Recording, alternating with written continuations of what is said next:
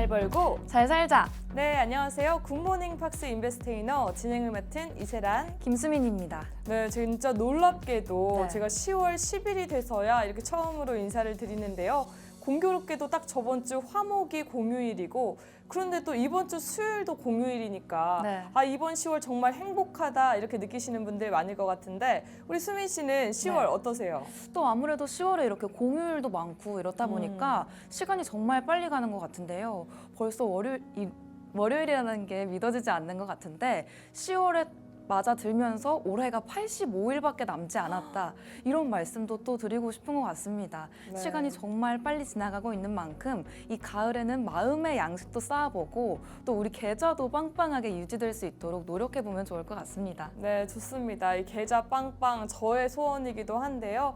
또 안 그래도 11월 미대선을 앞두고 혼란스러운데 이렇게 공휴일이 많은 것이 우리 같은 주식러로서는 또 힘든 시기이기도 하잖아요.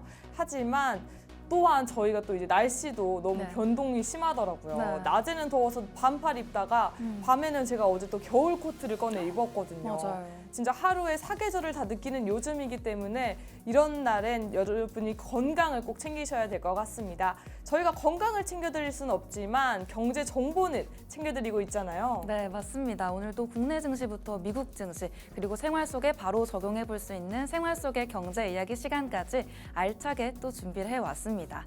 그렇다면 우리 시장 알아보기 위해서 또 빼놓을 수 없는 코너죠. 국내 증시 브리핑 세란 씨가 준비해 주셨죠? 네, 맞습니다. 지난 금요일장 소개해드리겠습니다. 국내장 코스피, 코스닥 모두 빨간불 켜준 기분 좋은 장이었습니다. 4일 한국거래소에 따르면 이날 코스피는 전거래일 대비 0.31% 상승한 2,569.71로 장을 마쳤습니다. 외국인과 개인의 매수세에 힘입어 나흘 만에 상승한 것인데요. 외국인은 411억 원 사들였고 기관은 2,174억 원 순매도했습니다. 개인은 707억 원 순매수하며 지수 상승 이끌었습니다. 업종별로 보자면 의약품 2.06%, 통신업 1.96% 상승했고요. 반면 운수창고 3.12%, 화학 0.86% 하락했습니다. 시가총액 상위 10개의 종목에 희비도 엇갈렸습니다. SK하이닉스, 삼성바이오로직스, KB금융, 현대차, 셀트리온 등은 올랐고요. 포스코홀딩스, LG에너지솔루션, 삼성전자, 기아 등은 내렸습니다. 이렇게 코스피가 나흘 만에 상승 마감했음에도 불구하고 10만 전자를 바라보던 삼성전자, 6만 전자도 겨우 버텨내고 있는 모습 보이는데요. 반도체 업황 불안에 외국인이 삼성전자 주식을 하루 만에 3천억 원 순매도하면서 이렇게 지수 이끌어낸 것으로 보입니다. 삼성전자의 연중 최저가 기록에 마냥 웃을 수밖에 없었던 그런 코스피 살펴봤습니다. 그럼 이제 코스닥 살펴봐야겠죠. 이날 코스닥은 전거래일 대비 0.90% 상승한 768.98로 장을 마쳤습니다. 외국인과 기관은 각각 780억 원, 1,213억 원 사들였지만 개인 홀로 1,912억 원 순매도하는 모습 보였습니다. 코스닥 시총 상위 10개 종목 대부분 상승했는데요. 특히 바이오주의 상승 돋보였습니다. 리가캠바이오, 휴젤, 알테오젠, 엔캠, 삼청당 제약, 리노공업, HLB 등은 상승했고요. 에코프로 BM은 하락했습니다. 이렇게 간단하게 국내장 살펴봤는데요. 지난밤 미국 증시는 어땠나요? 네, 간밤 뉴욕 증시 브리핑도 준비를 했습니다. 먼저 3대 지수부터 볼 텐데요. 먼저 S&P 500 지수는 0.9%, 51.13포인트 오르면서 마감했습니다. 다우존스 지수는 341.16포인트, 0.81% 오르면서 장을 마쳤고요. 나스닥 지수는 219.37포인트, 1.22% 상승하면서 거래를 마쳤습니다. 지수들이 모두 빨간불을 켜면서 마감을 했던 오늘이었는데 이번 주에 뉴욕 증시는 이란과 이스라엘 간의 분쟁 그리고 항만노조 파업 등 불안한 이슈들이 가득한 속에서 거래를 시작을 했습니다. 그러나 고용 지표가 예상보다 좋게 나와주면서 3대 지수는 상승세를 보여줬는데요. 이번 주 주목할 만한 이 고용 지표에서는 9월 미국의 비농업 지수가 25만 4천 명 늘게 되면서 예상치인 15만 명을 크게 상회하는 모습을 보여줬습니다. 실업률 또한 4.1%로 하락을 하면서 미국 경제의 연착륙 기대감도 함께 높아지고 있는 상황입니다. 하지만 이란과 이스라엘의 갈등을 빼놓을 수가 없을 것 같은데요. 이 이란과 이스라엘의 갈등과 함께 국제 유가의 상승, 그리고 정치적 불확실성까지 시장의 위험 요소로 기능을 하고 있습니다. 투자자들 사이에서는 향후 몇 주 동안은 증시가 고르지 못할 것이다, 이런 예상들을 내어놓고 있는 상황인데요. 증시가 10월 특유의 변동성과 함께 움직이고 있는 만큼 이 대선과 연준의 금리 정책까지 다양한 불확실성 속에서 움직일 것이다, 이런 언급을 내놨습니다. 또 이번 주에는 FOMC 의사록과 CPI, 그리고 테슬라의 로보택시 발표도 기다리고 있는데요. 투자자들의 관심이 집중이 되고 있는 만큼 10일에 발표되는 테슬라의 로보택시에도 이목이 집중되고 있는 상황입니다. 이 로보택시 공개 행사가 주식시장에는 또 어떤 변동을 가져오게 될지, 그에 따라서 이 테슬라의 주가 또한 어떠한 흐름을 보여줄지 주목해 보시면 좋을 것 같습니다. 여기까지 뉴욕 증시 상황도 간단하게 알아봤는데요. 이렇게 시장이 흘러가고 있는 만큼 우리 시장에서 또 뜨거운 핫 이슈도 알아보고 넘어가면 좋을 것 같습니다. 사란 씨, 또 오늘은 네. 어떤 재밌는 이슈가 준비되어 있을까요? 네, 정말 오늘은 재밌는 이슈 들고 왔는데요. 요즘 가장 핫한 프로죠. 흑백 요리사 열풍입니다.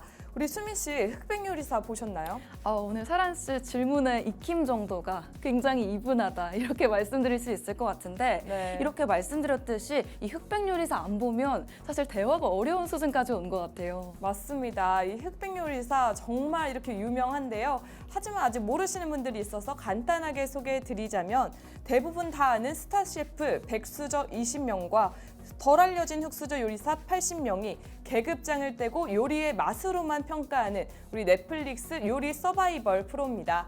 그럼 우리 수민 씨, 여기서 계급장을 떼고를 정말 극단적으로 보여주는 장면이 있었는데 혹시 네. 기억나시나요? 정말 제가 인상 깊게 본 장면이기도 한데 네. 이 심사를 할 때 눈을 가리고 하시더라고요. 맞습니다. 이 계급장을 떼고 백수저가 음식인지 우리 흑수저의 음식인지 모르고 우리 맛으로만 평가하기 위해서 심사위원 백종원 대표와 우리 미슐랭 3스타죠 안성재 셰프가 우리 눈을 가리고 심사를 했던 장면인데요. 이때 우리 백종원 대표의 반응이 너무 재밌어서 또 한번 화제를 일으키기도 했습니다. 그럼 이 흑백 요리사 우리 수민 씨는 어떻게 처음 보게 되셨나요? 저는 이 흑백 요리사에 제가 좋아하는 셰프님이 나오신다고 해가지고 보게 됐는데 그냥 넷플릭스 1위라서 보게 되신 분들도 많다고 하더라고요. 네, 맞습니다. 우리가 대부분 아는 스타 셰프 그리고 정말 대가로 불리는 그런 요리사분들이 심사위원이 아닌 참여자로 출연해서 화제를 얻은 것은 물론이고요. 우리 흑수저 셰프다라고 말씀은 드리지만 이미 동네에서 정말 유명한 맛집 사장님들이 출연해서 이 첫 녹화 때 이 출연자끼리 오늘 서울의 유명한 식당들은 다 문 닫는 날이냐 이런 말이 나오기도 했다고 합니다. 네, 그러면 수민 씨, 이 흑백 요리사가 우리나라에서 1위 했다라고 말씀드렸는데 네. 전 세계적으로 인기가 많은 거 알고 계셨나요? 전 세계적으로까지 인기가 많은 줄은 몰랐는데 네. 사실 그럴 만도 한 게 그 음식 프로에서 한식만 다루는 게 아니라 양식부터 일식 정말 다양한 요리를 다루고 있으니까 전 세계적으로 또 인기를 얻을 만한 것 같아요. 네, 맞습니다. 넷플릭스는 이 흑백 요리사 시리즈를 순차적으로 공개하고 있는데요. 공개된 첫 주 그리고 공개된 2주 연속 비영업권 TV 시리즈물 가운데 시청 1위를 기록하고 있다고 합니다. 외국 시청자들 사이에서는 이 엄청난 세트장 규모뿐만 아니라 이 요리사 중 우리 흑수저 셰프들은 별명으로 불리는데요. 이 별명으로 불리는 모습이 요리판 오징어 게임 같다라는 평을 보여주고 있다고 합니다. 이렇게 흑백 요리사가 전 세계적인 열풍이구나 에서 그친다면 우리 팍스테이너가 아니겠죠. 이 흑백 요리사 열풍이 어떤 나비 효과를 불러왔는지 소개해드리겠습니다. 앞서 소개드렸던 것처럼 흑백 요리사는 넷플릭스에서 순차적으로 공개하는 시리즈인 만큼 현재 OTT 1위 업계인 넷플릭스의 입지를 더욱 굳혔습니다. 2위인 티빙과의 이용자 수 격차를 또 한 번 벌린 것인데요. 3일 IG AWORKS 모바일 인덱스에 따르면 넷플릭스 9월 월간 활성 이용자 수는 전달 대비 4% 증가했습니다. 일간 활성 이용자 수로도 지난달 21일 역대 최고치를 경신했는데요. 내일인 10일 드디어 흑백 요리사의 최종 우승자가 발표되기 때문에 이 최고치를 또 한 번 경신하지 않을까 기대가 됩니다. 그럼 수미 씨, 넷플릭스에는 올해 또 하나의 기대작이 있거든요. 혹시 네. 뭔지 아시나요? 세란 씨가 살짝 스포해 주셨듯이 또 연말에 오징어 게임이 또 나온다고 들었어요. 네, 맞습니다. 바로 크리스마스 다음 날인 12월 26일 오징어 게임 시즌2를 선보이는데요. 이렇게 우리나라 드라마부터 우리나라 예능까지 글로벌적으로 사랑을 받는다니 더욱더 약간 이렇게 애국심이 네. 불타오르는 것 같습니다. 그럼 넷플릭스 경쟁사 티빙과 쿠팡 플레이는 어떤 전략을 펼치고 있을까요? 티빙은 한국 프로야구 리그 중계 효과로 넷플릭스 뒤를 바짝 쫓고 있었는데요. 이달 말 한국 시리즈가 끝나면 내년 시즌 개막 전까지 5개월의 공백기가 생깁니다. 하지만 이 공백기를 힙한판 복면가왕 레퍼블릭, 현대무용수 서바이벌 스테이지 파이터, 인기 드라마 비밀의 숲 등에 기대를 걸고 있는 것으로 보이고요. 또한 쿠팡 플레이는 오는 12일 임영웅이 직접 출연하고 하프타임쇼에도 나서는 쿠팡 플레이와 함께하는 하나은행 자선축구 대회에 효과를 기대를 걸고 있습니다. 오늘은 이렇게 흑백 요리사 열풍으로 1위 자리를 굳힌 넷플릭스 소개해드렸는데요. 우리 넷플릭스뿐만 아니라 이 흑백 요리사의 덕을 보고 있는 업종과 기업들이 다양한데 이는 2부 세란버핏의 돋보기 퀴즈에서 소개해드리겠습니다. 그렇다면 우리 수민 씨의 핫 이슈는 뭔가요? 네, 오늘 제가 준비한 두 번째 핫 이슈는 바로 고용 지표입니다. 오늘의 핫 이슈가 고용 지표인 이유가 바로 예상보다 강했던 고용 시장 이슈이기 때문인데요. 세란 씨, 이 미국 고용 지표 발표 보셨나요? 네, 예상치보다 훨씬 뛰어넘어가지고 네. 이제 좀 미국 경기 침체 우려가 좀 잦아들까 이런 기대를 해봤습니다. 네, 맞습니다. 전문가들도 같은 의견을 내놨는데요. 최근 발표됐던 이 미국의 고용 지표가 경제 전반에 큰 영향을 미치게 되면서 투자자들의 관심이 집중이 되고 있습니다. 9월 미국 비농업 부문 일자리가 25만 4천 명 증가했다고 말씀을 드렸는데요. 이는 지난 3월 이후에 6개월 만에 최대 증가폭을 기록을 했다고 합니다. 실업률 또한 4.1%로 하락을 하게 되면서 전문가들의 예상치를 크게 뛰어넘는 결과를 보여줬는데요. 이로 인해서 연준의 금리 인하 전망에도 변화가 생기게 됐습니다. 당초 시장에서는 0.5%포인트의 B컷을 단행하겠다 이런 예상치들이 계속해서 나오고 있었는데 이번에 고용 지표가 예상치를 상회하는 흐름으로 발표가 되게 되면서 그 가능성이 크게 줄어들었습니다. 그래서 0.25% 인하로 추정된 상태인데 일부 전문가들은 11월에 금리 인하가 없을 수도 있다는 의견을 내놓기도 했습니다. 특히 JP모건과 뱅크 오브 아메리카가 이번 고용 보고서의 발표 이후로 이 금리 인하 폭을 0.5%에서 0.25%로 추정을 하면서 이 연준이 금리 인하를 좀 더 신중하게 이어가야 할 것이다. 이런 의견과 분석을 내놓은 상태인데요. 이 경제의 연착륙 가능성이 높아졌다. 이런 평가가 이어지고 있는 한편 이 연준이 금리를 급하게 내릴 필요성은 없어졌다는 의견이 지배적인 상태입니다. 그렇다면 세란 씨는 이 연말에 금리 인하가 어떻게 나올 것 같으세요? 전 사실 이번 때도 네. B컷이 나올 거라고는 예상을 못 했었는데 네. B컷이 나왔잖아요. 네. 그런 만큼 연말까지 B컷은 좀 위험하지 않을까 해서 전 베이비컷까지 네. 좀 기대를 해봅니다. 맞습니다. B컷이 아닌 베이비컷이라고 세란 씨가 말씀을 또 해주셨었는데 당시에 B컷이 나올 것이다라고 했을 때도 시장이 크게 출렁였었던 만큼 이번 고용시장 지표 완화로 인한 0.25%로 내려온 점이 시장에 긍정적으로 작용할 수 있는 여지가 있다고 보여지고 있습니다. 하지만 그러나 여전히 불안 요소는 존재하는 상황입니다. 중동 지역의 갈등이 고조되고 있고요. 이런 국제적 요인들이 유가 급등을 초래하고 있는 만큼 인플레이션 우려까지도 다시금 이어질 가능성이 있는 상태입니다. 이로 인해서 연준의 금리 정책이 앞으로도 조금 더 조심스러운 모습으로 조정될 가능성이 클 것 같은데요.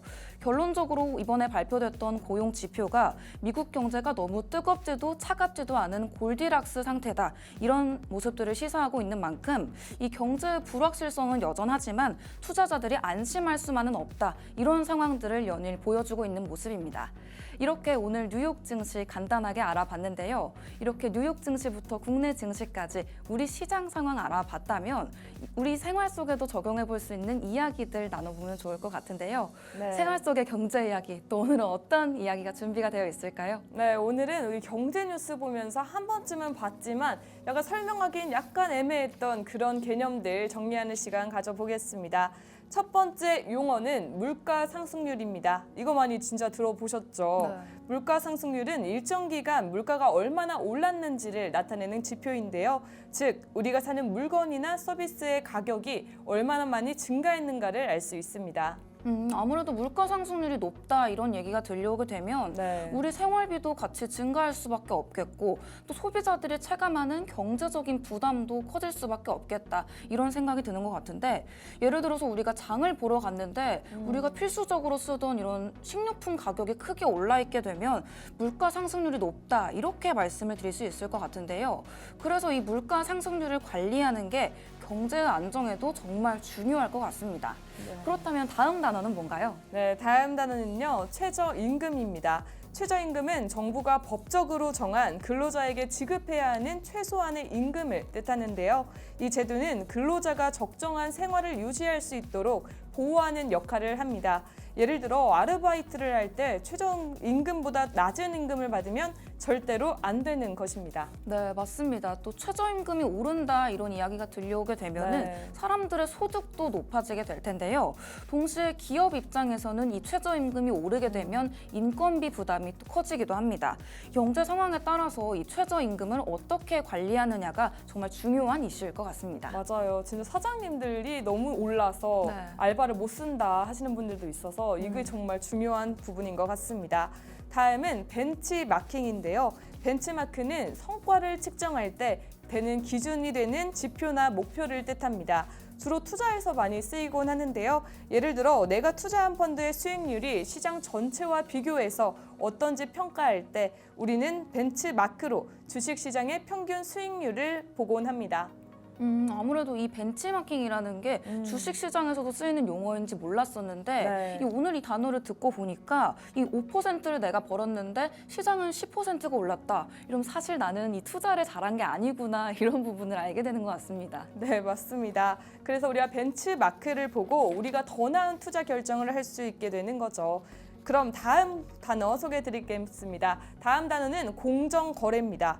공정거래는 경제를 해치는 우리 불법적인 행위를 막고 공정한 경제 환경을 조성하기 위한 경제 원칙인데요. 예를 들어 대기업들이 담합해서 가격을 인위적으로 올리거나 특정 기업을 차별해서 불공정한 거래를 하면 안 되겠죠. 네, 맞습니다. 세란 씨가 정말 잘 설명을 해주셨는데 이 공정거래가 소비자를 보호할 뿐만 아니라 경제 전반에 걸쳐서 경제 상황이 건강하게 돌아갈 수 있도록 중요한 역할을 하고 있다고 합니다. 또 이런 제도가 잘 작동을 해야 우리 경제 상황도 올바르게 흘러갈 수가 있겠죠. 네, 맞습니다. 그러면 다음 단어 경제 성장률 소개해 드리겠습니다.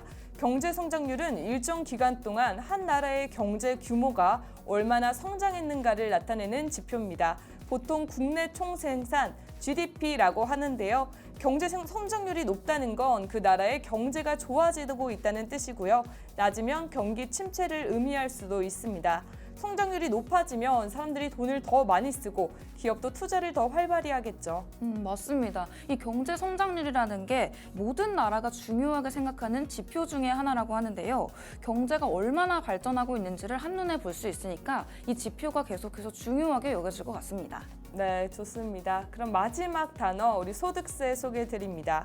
소득세는 개인이나 법인이 소득을 얻었을 때 내야 하는 세금을 의미하는데요. 쉽게 말해서 돈을 벌었다면 그 일부를 정부에 세금으로 내는 거죠. 아무래도 소득이 많게 되면 더 많은 세금을 내게 되고 소득이 적으면 더 적은 세금을 낸다 이런 개념인 것 같은데요. 네. 이 소득세를 통해서 정부가 많은 공공사업을 운영할 수도 있겠고 사회복지정책까지도 시행할 수 있을 것 같습니다. 네, 맞습니다. 오늘 이렇게 해서 다양한 경제 용어들 소개해 드렸는데요. 정말 실생활에 도움이 되는 단어들 소개해 드렸죠? 네, 맞습니다. 정말 기사 읽을 때 이런 단어들이 나왔을 때 그 이면에 숨겨진 의미까지도 알아갈 수 있다는 게 저희 생활 속의 경제 이야기 시간이 갖는 장점이지 않을까 싶습니다. 또 저희와 계속해서 이런 경제 소식들, 경제 이슈들 알아가고 싶으신 분들을 위해서 저희가 오늘 준비한 공간도 소개드려보면 좋을 것 같은데요. 바로 팍스탁 유튜브 채널이 우리 시청자 시청자 여러분들이 기다리고 있는 상황입니다. 저희가 알려드리는 이 생활 속의 경제 이야기 복습해보시고 싶으신 분들은 지금 바로 팍스탁 유튜브 접속하셔서 저희가 올려둔 영상부터 다른 멘토님들의 영상까지 한 번에 학습해보실 수가 있으니까요. 지금 바로 구독, 좋아요, 알림 설정까지 해두시면 좋을 것 같습니다. 네, 좋습니다. 하지만 저희보다 좀 더 딥하고 전문적인 정보를 원한다, 우리 시장의 브리핑을 받고 싶다 하시는 분들이 계시다면요. 우리 하단의 QR코드 통해서 팍스 통신망 입장하시면 저희의 멘토로 계시는 이정우 멘토님께서 장 브리핑부터 오늘 시장을 여러분과 함께 해주실 겁니다. 우리 팍스 통신망까지 꼭 입장하셔서 정보 받아보시기 바랍니다. 이렇게 해서 저희의 1부는 마치고요. 저희는 2부에서 다시 인사드리겠습니다. 그때까지 채널 고정!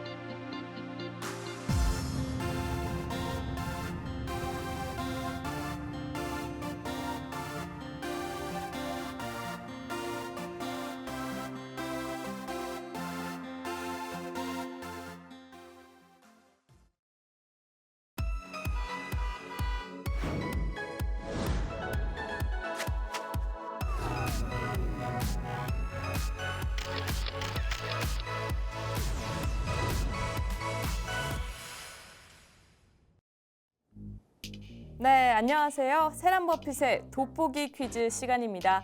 이번 시간에서는 정말 따끈따끈한 핫이슈를 쉽고 재미있게 딱 정리해서 여러분께 전달드리는 시간인데요. 앞서 세란버핏의 핫이슈에서는 우리 넷플릭스가 1위를 차지한 비결은 바로 우리 흑백 요리사의 전 세계적인 열풍이다라는 소식 전해드렸습니다.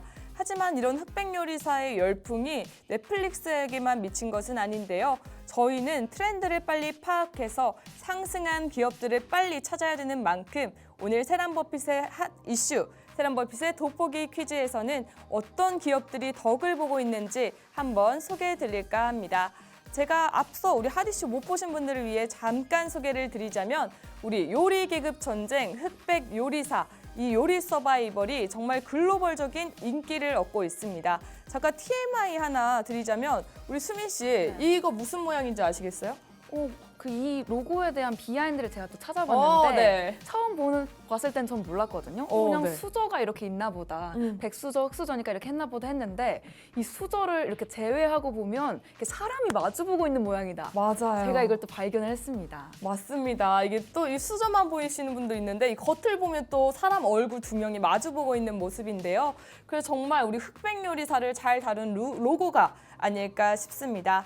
이 프로는 딱 보시다시피 우리 대부분의 사람들이 다 아는 스타 셰프 20명과 그리고 상대적으로 인지도가 낮은 흑수저 80명이 정말 계급장을 떼고 서로 승부를 펼치는 요리 서바이벌 프로인데요. 네, 이 흑백 요리사 요리 계급 전쟁이 정말 비영업권 TV 시리즈물에서 전 세계 1위를 2주 동안 차지했다고 합니다. 따라서 우리 국내뿐만 아니라 정말 글로벌적인 열풍이 불러일으키고 있다라고 생각하시면 좋을 것 같습니다. 이에 우리 흑백 요리사를 순차적으로 공개하고 있는 넷플릭스가 이용자 수가 전달 대비 4% 이상 상승하면서 OTT 업계의 1위 자리를 굳히고 있다라는 소식까지 전해드렸는데요. 사실 저도 넷플릭스 구독을 끊었다가 이 흑백 요리사 빨리 보고 싶어가지고 재구독을 했습니다. 바로 내일 최종 우승자가 발표되어서 벌써부터 마구마구 설레고 있는데요. 이렇게 흑백 요리사 첫 번째 수혜 기업 넷플릭스 소개해드렸습니다. 근데 이게 넷플릭스 말고 또 다른 업종들도 수혜를 보고 있다라고 소개를 드렸는데 우리 수민 씨 네. 어떤 업종에서 또 수혜를 입었을까요? 또 아무래도 이렇게 넷플릭스가 이 프로그램을 방영을 해주기도 했지만 네. 그 프로그램에서 나오고 계시는 진짜 출연하고 계시는 우리 요리사분들이 가장 큰 수혜를 보지 않을까 이런 생각이 듭니다. 맞습니다. 가장 먼저 이 인기를 체감하신 분은 아무래도 출연하신 요리사분들이 아닐까 싶은데요. 이 프로에 이미 알려졌던 우리 백수저분들의 식당은 물론이고 흑수저로 나왔던 우리 셰프분들의 식당까지 정말 유명해지면서 이제는 예약까지도 힘든 그런 인기 맛집들이 되었습니다. 그럼 우리 수민 씨는 이렇게 네. 인기가 많은 식당 예약을 하고 만약 줄을 서신다면 네. 줄 서서 드시는 편이신가요? 아니면 줄은 싫다 다른 네. 데 갈래 이런 편이신가요? 또 예약을 어렵게 해서 갈 수는 있겠지만 줄이 너무 길다라고 하면은 한두 시간 기다리는 건 사실 별로 좋아하는 편은 아닙니다. 네, 저도 사실 줄 서는 것만큼 시간 낭비는 없다라는 주의라서 놀이동산도 잘 안 가는 편이긴 한데요. 이렇게 저희처럼 우리 주식을 이제 빵빵해서 지갑은 빵빵해서 돈은 있는데 네. 시간은 없는 분들을 위해서 나온 플랫폼이 있죠. 바로 두 번째 수혜 기업 캐치 테이블입니다. 네, 이렇게 사실 줄 서기는 싫고 하지만 꼭 가고 싶다면 이렇게 모바일로 미리 식당을 예약하고 찾아가는 이런 예약 서비스 플랫폼인데요. 이렇게 흑백 요리사의 큰 수혜를 얻고 있다고 합니다. 캐치 테이블에는 흑백 요리사의 출연 셰프 80%가 입점하고 있다고 합니다. 특히 이 프로를 통해서 파인다이닝이란 것을 처음 접한 소비자들이 정말 예약을 하면서 배 이상으로 예약률이 높아졌다고 하는데요. 우리 캐치 테이블 이 인기에 힘입어 우리 흑백 요리사 셰프분들만 딱 정리해 놓은 이런 기획전을 운영하고 있다고 합니다. 어플 메인에 딱 들어가시면 흑백 요리사 탭이 존재해서요. 출연자들의 사진과 함께 식당을 이렇게 모아서 예약 서비스를 제공하고 있다고 합니다. 이 흑백 요리사의 인기를 아주 잘 활용하고 있는 기업이 아닌가 싶습니다. 이렇게 흑백 요리사의 두 번째 수혜 기업 예약 플랫폼 우리 캐치 테이블 소개해드렸고요. 그런데 이렇게 예약도 예약이고 돈도 돈인데 시간도 시간인데 아무것도 여유가 없다 하시는 분들 있잖아요. 이 맛집의 음식을 집에서 정말 편리하고 간편하게 먹을 수 있는 그런 제품이죠. 바로 밀키트입니다. 우리 가정 간편식인데요. 세 번째로 이 밀키트 인기에 힘입어 우리 수혜를 받고 있는 기업은 마켓컬리입니다. 컬리는 이러한 트렌드를 빠르게 파악해 흑백 요리사에 출연한 스타 셰프들의 메뉴들을 담은 기획전을 열었습니다. 컬리는 오는 10일까지 셰프의 레시피라는 기획전을 통해 최연석 셰프의 뇨끼와 파스타, 정시전 셰프의 덮밥 등 셰프들의 대표 메뉴들을 간단히 만들 수 있는 가정 간편식을 선보이고 있습니다. 뿐만 아니라 스타 셰프분도 있지만 우리 흑수저분들의 음식까지 만나볼 수 있도록 선보이고 있는데요. 이러한 점에서 정말 흐름을 잘 반영해서 마케팅에 활용하고 있는 마켓컬리가 아닐까 싶습니다. 그러면 이렇게 흑백 요리사 열풍에 정말 노를 젓고 있는 기업이 또 하나 있는데요. 우리 수민 씨도 흑백 요리사 재밌게 보셨다고 하니까 네. 어떤 편이 가장 재밌으셨어요? 이거 아직 안 보신 분들에게 약간 스포일러가 될 수 있을 것도 같은데 네. 저는 그 편의점에서 요리를 하시는 그 장면이 되게 인상 깊었거든요. 네. 이 패자부활전으로 이렇게 골라내는 거였는데 정말 우리가 쉽게 볼 수 있는 재료들로 정말 셰프의 요리를 맛볼 수 있다 하니까 신기한 부분이 많았던 것 같습니다. 네, 맞습니다. 바로 8회였죠. 패자부활전인데요. 패자부활전에 정말 편의점 음식, 우리가 신속하게 만나볼 수 있는 편의점 음식을 가지고 우리 셰프들이 요리하면 어떤 음식이 탄생할까 이런 궁금증을 자아내서 정말 인기가 많았던 편입니다. 그렇다면 이 편의점 음식에 등장했던 기업이 있는데요. 여러분 기억나시나요? 바로 CU입니다. 이 CU의 전체 매장 그대로 이 세트장에 출연한 것인데요. 네, 셰프들이 CU 제품을 활용한 요리로 패자 부활전을 진행하면서 그 요리를 따라하고자 하는 소비자 덕분에 우리 CU의 매출이 크게 증가했다고 합니다. 특히 패자 부활전 1위를 차지했던 음식이었던 우리 밤 티라미수에 활용됐던 음식의 매출이 정말 크게 성장했는데요. CU 자체 브랜드 상품인 생크림빵과 우리 밤, 그리고 오리온의 과자, 이디야의 라떼 등이 정말 큰 성장률을 보였습니다.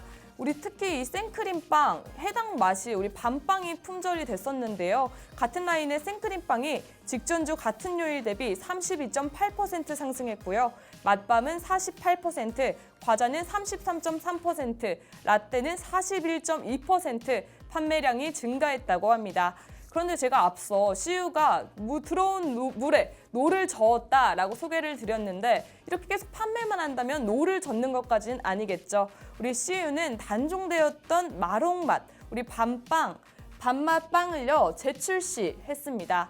뿐만 아니라요. 이렇게 사전 예약을 받고 있는데 선착순 2,000명에게는 밤을 패키지로 함께 주는 구성을 해가지고 좀 더 사람들이 빨리 나도 같이 따라 사고 싶다, 따라 만들어 보고 싶다 하는 욕구를 더욱더 자극했다고 합니다. 네, CU는 이렇게 지난 2월 2일부터 8일까지 CU 자체 어플을 통해서 또 사전 예약을 받으면서 CU 자체 어플에 대한 유입까지 이끌어내고 있는 것으로 보입니다.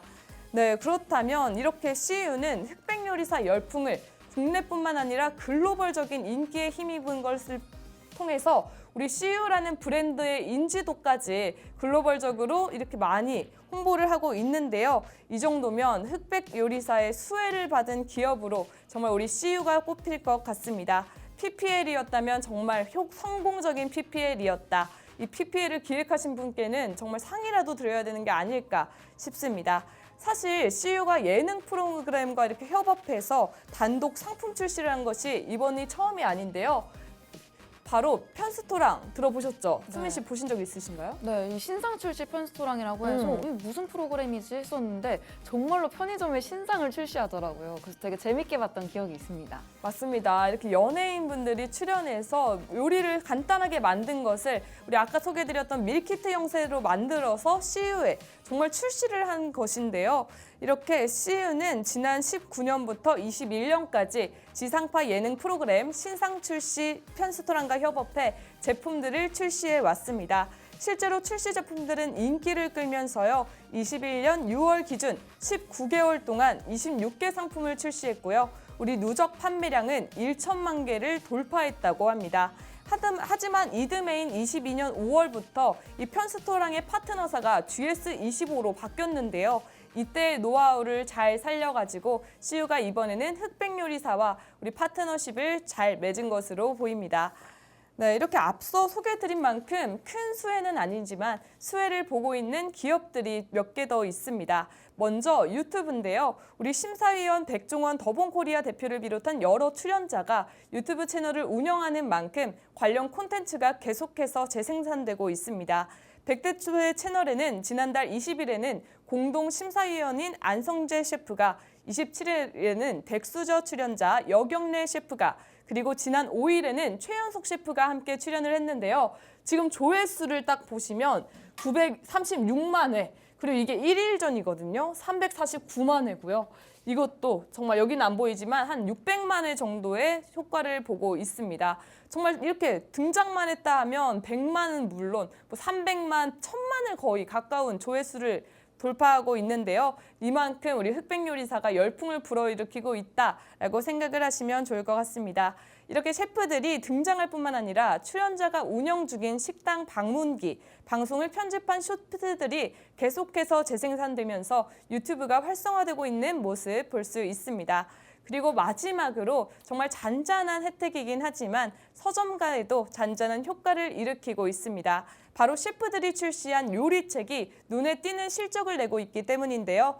특히 흑수저 출연자 최강록 씨가 낸 최강록의 요리 노트가 요리 분야 베스트셀러 1위에 오르기도 했습니다. 지난 8월에 출간된 이 책은 방영 전주에는 100부 안팎의 판매율을 출시했지만요. 방영 후 2,000부 가까이 팔리는 등 혜택을 톡톡히 보고 있습니다. 이렇게 프로그램의 인기가 과거에 출시했던 책까지 미치는 것을 여러분 함께 확인하실 수 있습니다. 이렇게 오늘은 잘 만든 예능 프로그램 하나가 수많은 업종에 혜택을 보내고 있는 것 보여드렸는데요. 우리에게 가장 중요한 것은 저가 매수잖아요. 이렇게 트렌드를 잘 파악해서 오를 것 같은 기업들을 빠르게 선점하는 것이 우리가 지금 해야 하는 상황이 아닐까 싶습니다. 이 트렌드, 호재로 작용할 기업들 파악하는 것을 조금 중요성을 더욱 알려드리는 세란버핏의 돋보기 퀴즈 시간이었는데요. 우리 수민 씨 네. 어떻게 보셨나요? 저 이 최강록 셰프님 좋아해가지고 네. 이 흑백요리사 보게 된 거였는데 네. 이 최강록 셰프님이 이렇게 도서도 출간하셨던 거는 모르고 있었어요. 맞습니다. 근데 또 우리 세란 씨의 시간에 이렇게 알게 되니까 저도 이 도서 판매량에 한번 일조를 해봐야겠다. 나도 이 최강록의 요리 노트를 사서 정말요? 조림 왕이 되어야겠다. 이런 생각이 드는 것 같습니다. 네, 우리 조림왕 수민 씨와 함께 했는데요. 네. 저도 사실 이렇게 흑백요리사가 인기를 많아가지고 넷플릭스에만 약간 넷플릭스를 좀 살까? 넷플릭스 모르겠는데 얘만 그쳤었는데 네. 넷플릭스뿐만 아니라 막 유튜브도 그렇고 CU 그리고 엄청 캐치 테이블 정말 맞아요. 다양한 기업들이 있었잖아요. 네. 그렇기 때문에 우리는 빠르게 트렌드를 파악해서 이 트렌드가 미칠 기업들까지 한번 넓게 살펴보시는 것 추천드리겠습니다. 이렇게 오늘의 세란버핏의 돋보기 퀴즈는 마치겠고요. 바로 이어서 우리 수민 씨의 시간이 이어지니까요. 그때까지 채널 고정!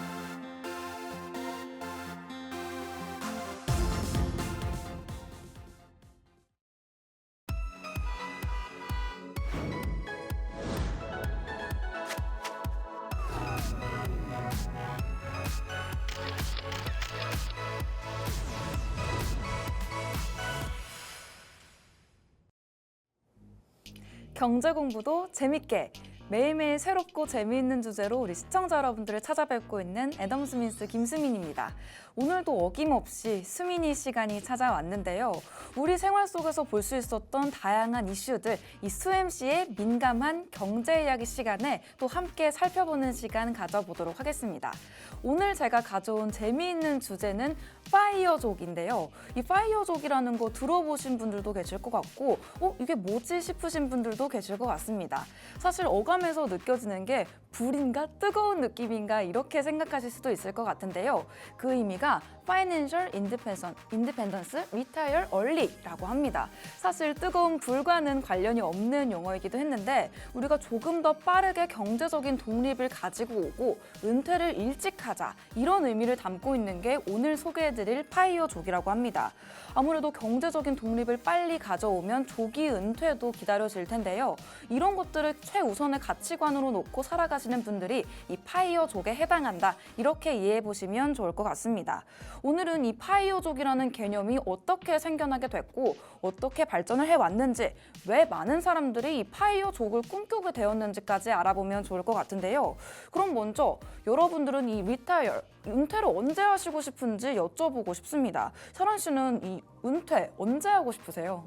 저는 한 60대 하고 싶었는데 네. 제가 저번에 그 소개를 드렸었던 네. 우리 소프트웨어 회장님이 네. 60대 은퇴하겠다 했다가 100세 인세다 보니까 포기를 했거든요. 네. 그래서 소프트웨어 그 손정희 회장님도 60대 은퇴를 포기했는데 제가 할 수는 없을 것 같아서 네. 한 70대? 70대까지. 70대라면 조금 늦은 은퇴다 이렇게 보실 수도 있겠는데 네. 그렇다면 우리 세란 씨는 이 파이어족과는 굉장히 대척점에 있다 이렇게 또 소개를 드릴 수가 있을 것 같은데요. 아무래도 우리 세란 씨가 말씀을 해주셨던 것처럼 대부분의 사람들이 60대 이렇게 은퇴를 생각하시고 계실 텐데 그런데 파이어족이라면 이 30대, 40대의 은퇴를 생각하고 있다고 합니다. 이 빠른 은퇴를 생각한다는 점이 정말 놀라운 것 같은데요. 그렇다면 이 파이어족이 어떤 개념인지도 자세히 알아보면 좋을 것 같습니다. 파이어족이란 무엇인가 이렇게 타이틀을 달아봤는데 이 젊은 나이에 경제적인 독립을 추구하는 것이 이 파이어족의 의미라고 볼 수가 있습니다. 이 경제적 독립을 이룬 다음에는 더 이상 경제 활동을 위해서 일을 하지 않고요. 자유롭게 원하는 삶을 사는 것을 목표로 하고 있다고 합니다.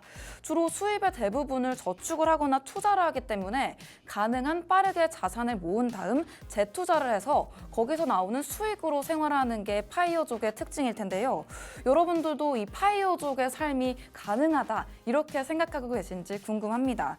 이 파이어족의 핵심이라는 게 경제적 자유에 있는 건데 더 이상 돈 때문에 우리가 일을 하지 않고 자신이 하고 싶은 일을 계속해서 하고 원하는 삶을 살아가면서도 경제적으로도 불안하지 않은 상태를 이루는 것이 이 파이어족이 갖는 목표다. 경제적 자유의 진정한 의미다. 이렇게 볼 수가 있을 것 같습니다. 그렇다면 이 파이어족 처음 들어보시는 분들도 계신 만큼 다소 생소한 개념일 수도 있을 것 같은데요. 그렇다면 이 새로운 개념 파이어족이 왜 생겨났는지도 함께 보도록 하겠습니다. 사실 이 개념이 미국에서 시작된 개념인데요. 현대사회로 들어설수록 우리 사람들이 일과 삶의 균형에 대해서 조금씩 중요성을 느끼고 있는 시점이 아닌가 싶습니다. 이런 상황 속에서 점점 더 많은 사람들이 이 파이어족이라는 개념에도 관심을 가진 게 아닐까 싶은데요. 이 현대인들이 최근에는 더 많은 스트레스 그리고 과도한 업무에 시달리고 있다. 이렇게 말씀을 드릴 수 있을 것 같은데 이런 일들이 계속해서 반복되게 되면서 조금 더 빠른 은퇴를 해서 자산을 통해서 삶을 영위하고 싶다. 이런 생각들이 기조를 이루는 것 같습니다. 아무래도 평생 일만 하지 말고 좀 더 젊었을 때 자유롭게 한번 살아보자. 내가 경제적 자유를 이뤄서 이 과도한 스트레스에서 벗어나고 빠른 은퇴로 원하는 삶을 더 빠르게 얻어보자. 이런 의미인 것 같은데요. 둘째로는 이 소비주의 문화에서 탈출해보자. 이런 기조들도 파이어족의 탄생에 큰 영향을 미쳤습니다. 이 많은 사람들이 불필요한 지출을 줄이자 이런 트렌드를 이어나가고 있기도 하고요. 단순하고 효율적인 삶들을 점점 더 추구를 하게 되면서 이 파이어족에 관심을 가지게 됐습니다. 특히 인터넷과 소셜미디어를 통해서 이 파이어족에 대한 정보와 경험들이 빠르게 확산을 했었는데요. 이런 부분들이 간접 경험으로 이어지게 되면서 이 파이어족 나도 해볼 법 하겠는데 나도 도전해보고 싶다 이런 경향들이 생겨난 것이 아닐까 싶습니다. 먼저 이 파이어족의 기본 원칙에 대해서 또 알려드리고 넘어가야 될 것 같은데요. 이 파이어족이 되기 위해서는 최소 생계비의 25배를 벌어야 한다. 이런 의견들이 있다고 합니다. 또 그 자산에서 나오는 수익으로 평생을 살아가는 건데 그러면 여러분 이 최저 생계비 어떻게 계산할 수 있을지 궁금하실 것 같습니다. 그렇다면 이 25배의 원칙이 뭔지 또 알려드려야 될 것 같은데 우리가 연간 생활비를 계산할 때 우리가 한 달에 이 정도 있으면 최소한 살 수 있겠다 이런 생각이 드는 돈을 상정을 해놓고 12개월을 곱하게 됩니다. 여기서는 200만 원을 먼저 상정을 하고 12개월을 곱해서 2,400만 원이라는 또 금액을 합산을 해봤는데요. 그렇다면 여기에 최저 생계비의 25배 원칙을 적용을 해서 2,400만 원에 25를 곱합니다. 그러면 6억 원이 나오는 계산이 나오게 되는데요. 그러면 필요한 은퇴 자금이 6억 원이다. 이렇게 계산이 완료가 되는 겁니다. 이 계산이 너무 많다 이렇게 생각하시는 분들도 계실 것 같은데요. 그런데 이게 다가 아닙니다. 우리의 자산이 이렇게 묵혀두면 그대로 가치를 유지하는 것이 아니라 물가가 상승함에 따라서 이 물가 상승률이 반영이 되기 마련이겠죠.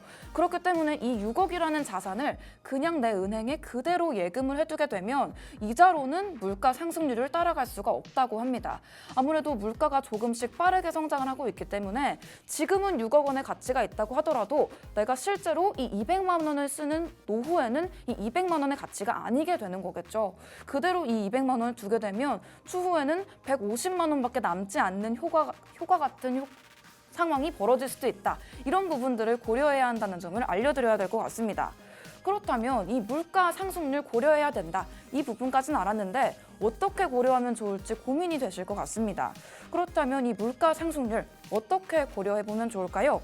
예를 들어서 이 연간 물가 상승률을 2%다. 이렇게 가정을 했다면 10년 후에는 지금의 2,400만 원으로 같은 생활 수준을 유지하기가 어렵게 되겠죠. 그렇기 때문에 이 물가 상승을 고려한 포트폴리오를 만드는 게 중요하겠습니다.